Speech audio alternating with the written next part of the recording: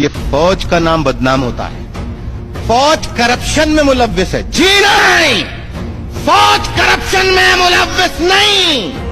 उसके सिपाहियों को सरहद के दिफा और सुबह से शाम तक अपनी ड्यूटीज पूरी करने के आराम की फुर्सत नहीं, तो वो साजिश कहां करेंगे, वो करप्शन में कहां मुलव्विस होंगे। वो नहीं है, चंद लोग हैं जिनकी निशानदेही करने की किसी के माई के लाल में हिम्मत नहीं है। ये एक्सप्लॉयटेटिव फोर्सेस किस तरह काम करती हैं? सिपाहियों को जमा किया, जैसे आप है ना, आप जैसे बैठे हैं, मैं बात कर रहा हूं, तो बड़े बड़े अफसर जी ऑपरेशन करना है एमक्यूएम के खिलाफ, जी ये साजिश निकली है, मुल्क दुश्मन है, जी ये इंडिया के एजेंट है, इनके खिलाफ साजिश करनी है। अब आप बताइए, एक सिपाही वो अपने अफसर की बात को झूठ समझेगा?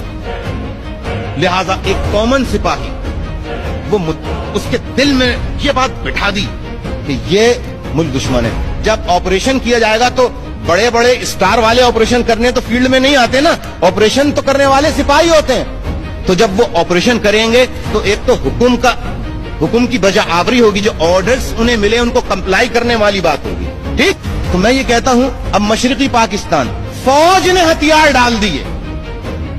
क्या? फौज ने हथियार डाल दिए। बर्बाद कर चुका हूं इस पाकिस्तान को, तबाह कर दिया इस पाकिस्तान को, लहूलुहान कर दिया पाकिस्तान को। खराब करें ये फौज के जनरल। नवाज शरीफ, आप पाकिस्तान तुम ठीक करो। लोग पूछेंगे कि क्या फायदा है इस जर्नेलों को, इन पॉलिसियों का। मैं फायदे बताता हूं।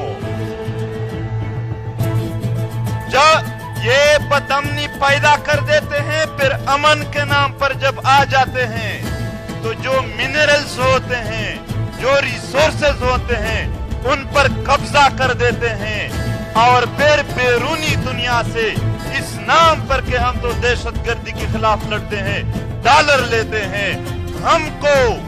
हमको बैरूनी फंड कहने वाले लोगों, उनको एक पैसे का सबूत नहीं है, जबकि ये खुद 33 अरब डॉलर ले चुके हैं, अरबों डॉलर ले गए। ये पापा जॉन्स और ऑस्ट्रेलिया के जजीरे मुफ्त में नहीं आए हैं।